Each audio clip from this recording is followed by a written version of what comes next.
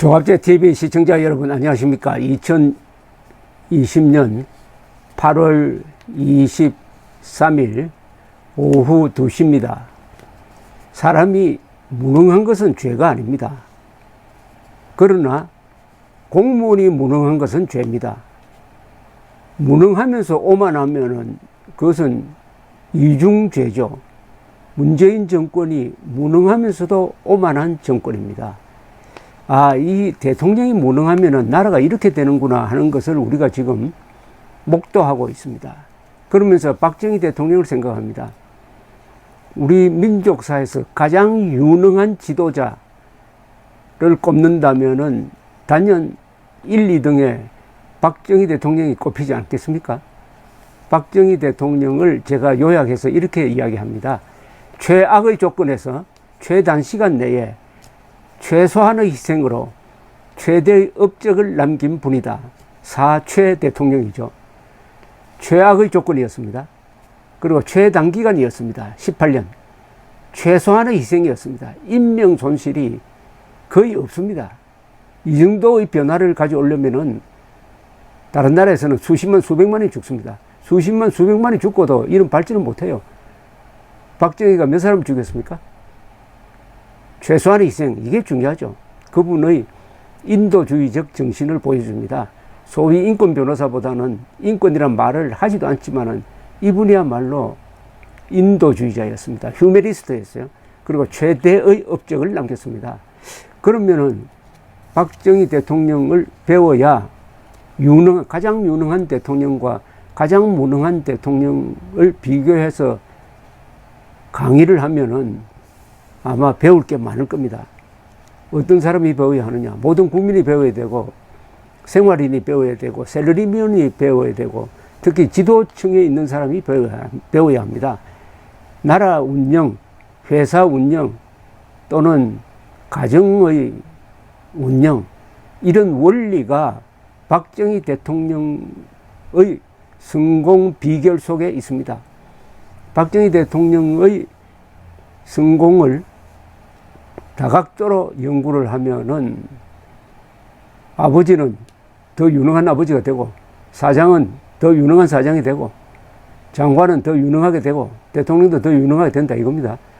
그러니까 박정희라는 분은 62년 밖에 살지 않았지만은 많은 유산을 남겼습니다.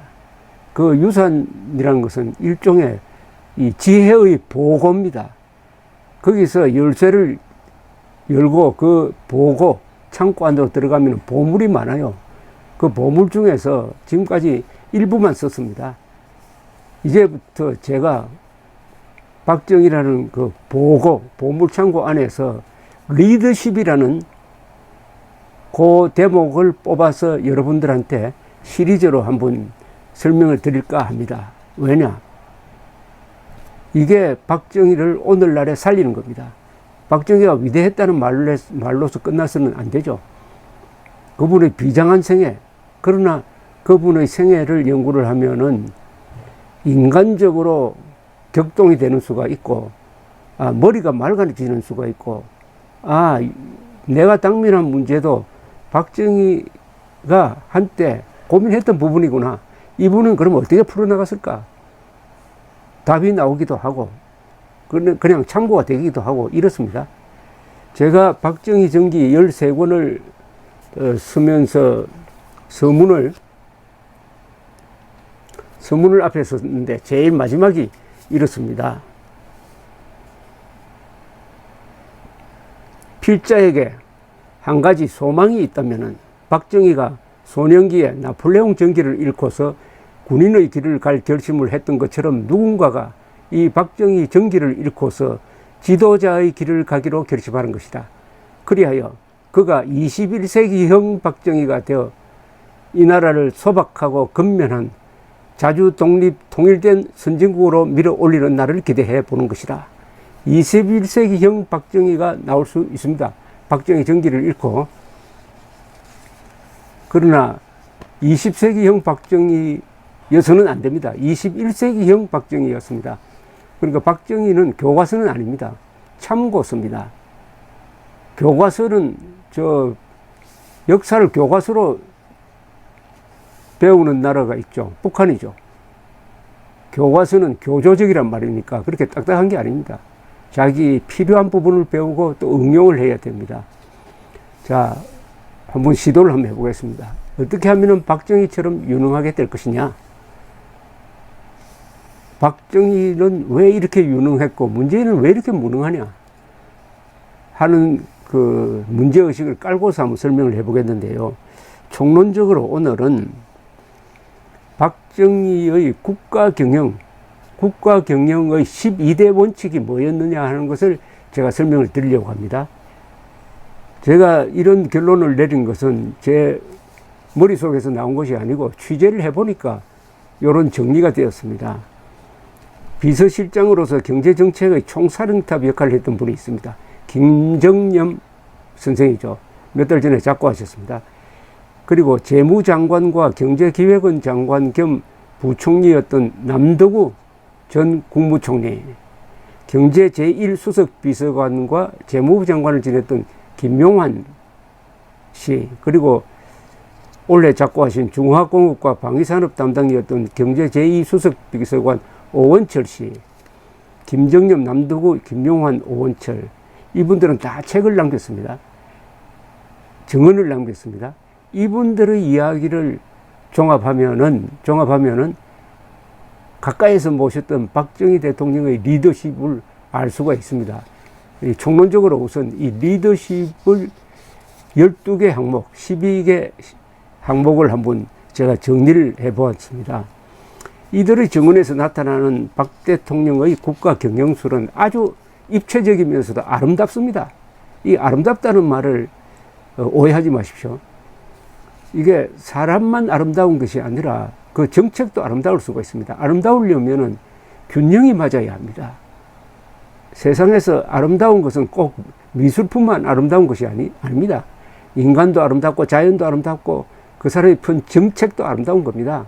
박정희 대통령이 말년에 헬리콥터를 타고 전국을 시찰을 하면서 밑을 내려다보면서 한 이야기가 있습니다.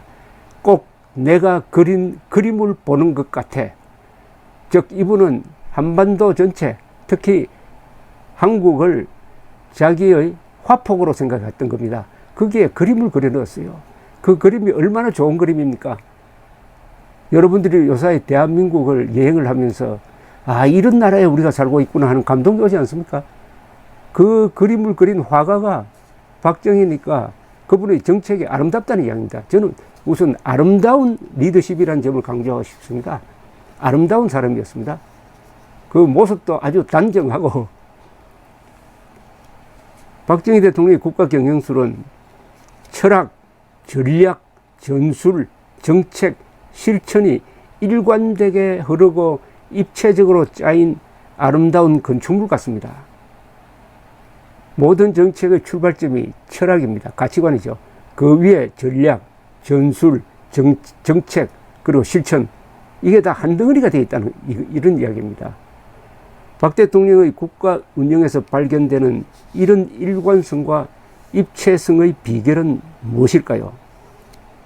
박정희는 골똘한 사색과 독서를 통해서 밑그림을 그리고 거기에다가 치밀한 설계와 신속한 실천, 그리고 철저한 확인으로서 속을 채워간 사람입니다. 겉으로는 아주 엄정하고 경직되어 보이는 그의 국가 경영술은 안으로 들어가 보면은 의외로 부드러웠습니다. 그러니까 바깥으로는 딱딱하고 외강내유죠.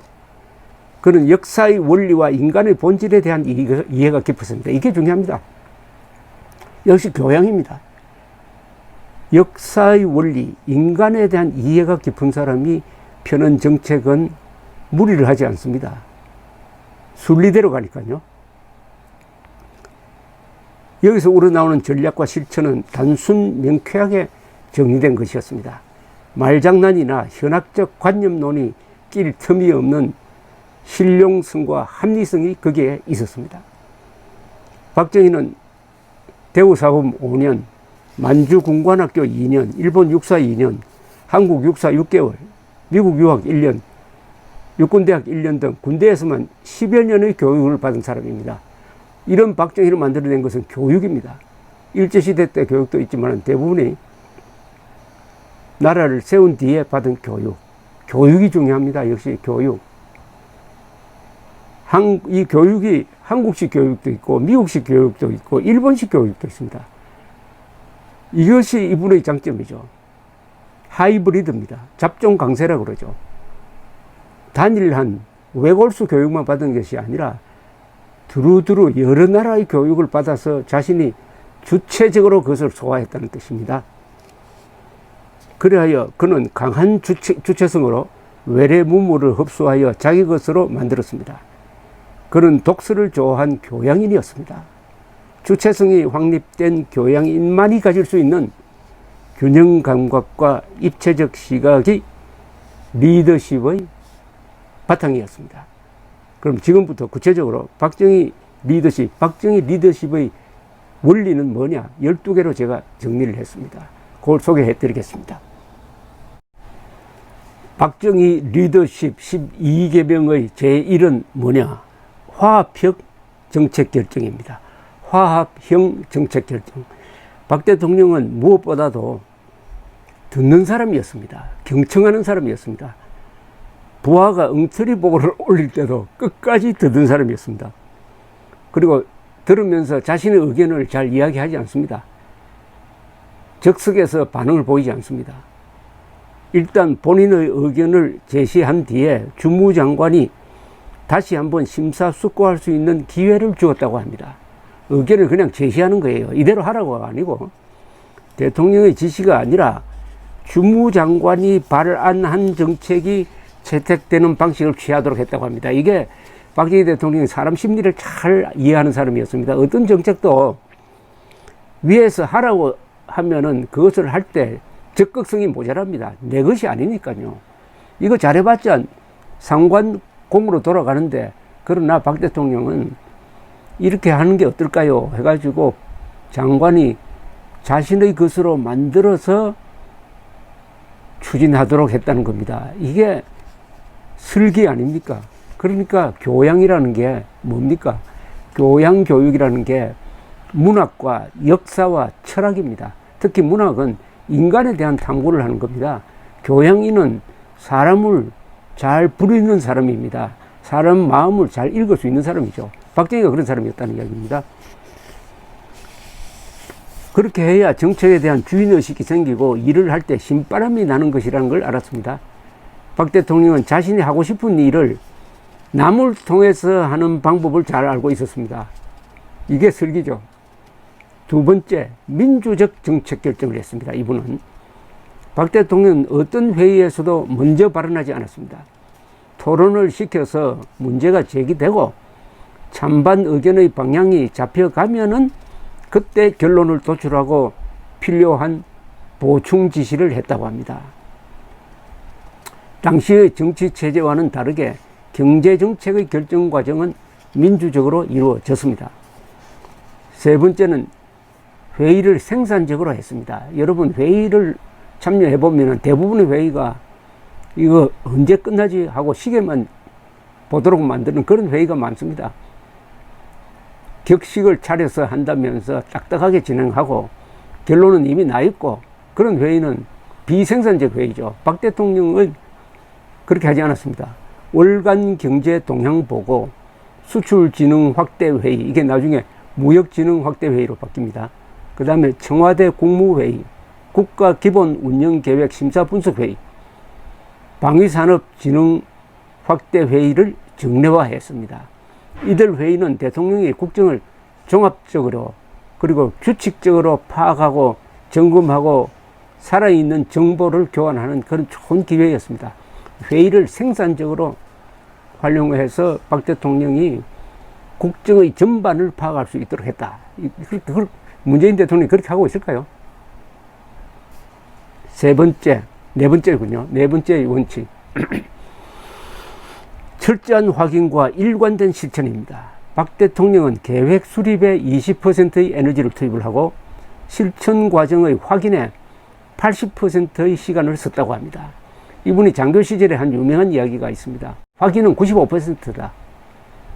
중앙부처 및 지방순시 등 현장 시찰을 자주 한 것도 집행의 확인과 사람들의 사기 진작을 위해 한 것이었습니다. 아무리 지시를 해도 현장에서 이게 과연 이루어질 수 있느냐, 문제점이 뭐냐, 현장에 가야 된다는 겁니다. 현장, 박정희 하면은 딱 첫 이미지가 뭡니까? 현장을 자주 다니는 사람 아니었습니까? 박정희처럼 국정의 현장을 자주 다니는 사람은 없었습니다. 문재인 대통령 청와대 안에 있는 시간이 너무나 많습니다.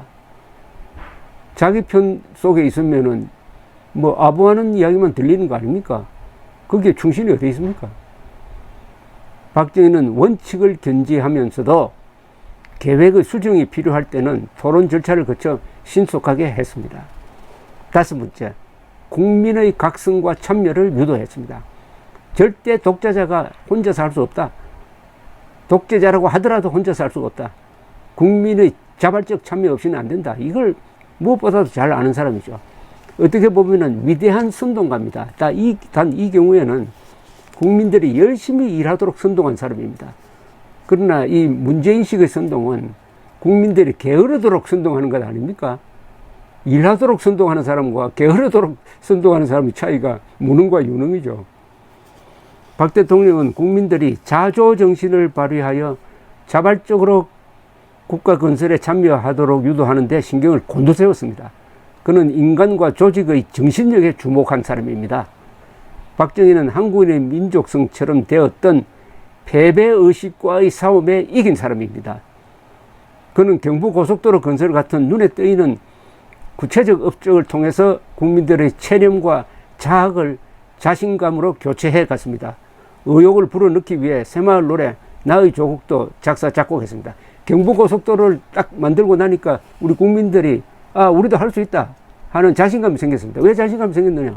고속도로라는 눈에 보이는 증거물이 나온 거죠. 박정희라는 사람을 따라가면은 이런 엄청난 건설을 작품을 만들 수 있겠구나 하는 자신감. 그 경부고속도로 건설에 돈이 얼마나 들었는지 아십니까? 400억 원밖에 들지 않았습니다. 400억 원입니다. 세계에서 가장 빨리, 가장 값싸게 만든 겁니다. 경부고속도로가. 6번째, 정부는 맏형 역할을 하고 기업은 앞장서서 싸우는 전사 역할을 해야 된다. 박 대통령은 경제 관료와 기업인이 이견을 보이면 많은 경우 기업인 편을 들어주었습니다. 그는 정부 주도형 경제개발 정책을 채택을 하기는 했지만은 기업이 엔진이고 경제 전선의 전사는 기업인이라는 생각을 놓치지 않았습니다. 기업인을 우대한 사람입니다. 그러니까 박정희 대통령 시절에 세계적 기업인이 나온 것 아닙니까? 세계적 기업인, 정주영, 이병철, 구자경 이런 분들이 박정희 대통령이 아니고 다른 대통령 밑에서 나올 수 있었을까요? 지금 문재인 대통령 밑에서 정주영 씨가 나올 수 있습니까? 어떻습니까? 있을까요? 기업인을 키운다는 게 기업을 키우는 거죠. 대통령은 기업 엘리트를 존중해 주었고 기업인들은 대통령은 우리 편이라는 생각을 가지니까 과감한 투자가 가능한 거 아니겠습니까? 정주영 선생의 경우에는 조선소를 지으려다가 도저히 안 되겠다고 하니까 박정희 대통령이 불러놓고 화를 냈다는 걸 압니까? 그러니까 정주영 씨도 박정희 대통령을 믿고 맨 땅에 헤딩하듯이 현대조선소를 만들었고 그 현대조선소가 지금 세계에서 가장 큰 조선소가 된 거 아닙니까? 7번째, 내각의 권한과 책임을 위임을 했습니다. 청와대 비서실이 장관 위에 군림하는 것을 금지시켰고 장관의 인사권을 존중했습니다. 8번째, 요새 문재인은 어떻게 합니까? 이게 무슨 수석 비서관이 장관 위에 놀아요? 그리고 수석 비서관이 무슨 문제가 생기면은 책임을 지고 사퇴한다고 합니다. 아니, 비서관은 책임질 일이 없어요. 그 사람들은 대통령 보좌만 합니다. 책임은 장관이 지는 겁니다. 수석 비서관이 책임을 진다는 것은 그만큼 권한에 없는 힘을 썼다는 자기 고백이죠. 자백이죠. 8번째, 관료 엘리트를 중시를 하고 그러나 학자들은 자문력만 맡겼습니다. 요게 아주 중요합니다. 학자를 이렇게 우대하는 정권이 주로 좌파 정권입니다. 학자들 과대평가된 사람 너무나 많습니다. 그러나 박정희 대통령은 실천력을 중시했기 때문에 집행기관장으로는 학자를 거의 쓰지 않았습니다. 학자는 집행력이 없다, 실천력이 없다. 그러나 분석력은 뛰어나다 이거죠. 그 유일한 예배는 서강대학교 교수 출신인 남덕우 부총리입니다. 나중에 전두환 때 국무총리가 되셨죠. 그런 남 부총리도 실무 능력을 검증한 다음에 부총리로, 재무장관으로 중용했습니다. 교수라는 간판 가지고 차관, 장관 되는 이런 나라가 대한민국 말고 어디 있습니까? 9번째, 정치와 군대의 압력을 차단했습니다. 그는 관료들이 국가 이익과 효율성의 원칙 하에서 소신대로 일할 수 있도록 군인들과 정치인들이 경제에 대한 개입을 하지 못하도록 막았다 이겁니다. 군대의 힘으로서 집권한 사람이 군대의 영향력을 약화시킨 예는 세계적으로도 매우 드뭅니다. 10번째, 경제 발전 우선주의였습니다. 박 대통령은 경제 발전이 결국은 안보도 튼튼하게 하고 민주주의 발전의 토대가 된다는 것을 알았습니다. 그래서 선경제 발전 후 민주화, 선경제 발전 후 통일, 이런 원칙을 정했습니다. 그에 따른 비난에 대해서는 박 대통령은 내 무덤에 침을 뱉어라 라면서 역사의 판단에 맡겼습니다. 11번째, 시장의 한 멤버로서의 정부입니다. 박 대통령은 정부가 시장의 규제자가 아니라 한 참여자라고 생각했습니다. 정부도 시장의 한 멤버다. 시장을 지배하는 사람이 아니라는 겁니다. 박 대통령 시절의 정부는 시장 지배자라기보다는 시장의 일원으로서 시장 기능을 촉진시키는 역할을 했습니다.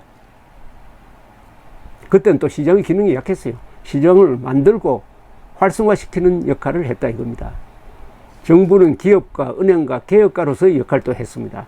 전력, 철강 등 민간기업이 감당하기 어려운 부분은 정부가 공기업을 만들어서 맡아서 하되 경영은 민간기업 방식으로 운영되도록 했습니다. 관치경제가 아니라 대통령이 CEO로 뛴 주식회사 대한민국이었다는 이야기입니다. 이건 김용환 전 장관의 이야기입니다. 12번째, 주요 전략 선택의 적중입니다. 그러니까 중점주의입니다. 박 대통령이 채택한 수출 주도형 공업화 정책, 중점 투자 전략, 선성장 후 분배 전략, 과감한 외자 유치 전략은 모두 성공했습니다. 박 대통령은 정책과 전술은 수시로 변경했지만 철학과 전략은 18년 동안 그대로 밀고 나갔습니다. 이 원칙이나 원리가 흔들리면 안 됩니다. 박 대통령의 원리를 딱 제가 요약하면 이렇습니다. 사자 정책입니다. 첫째 자는 뭐냐? 자조정신입니다.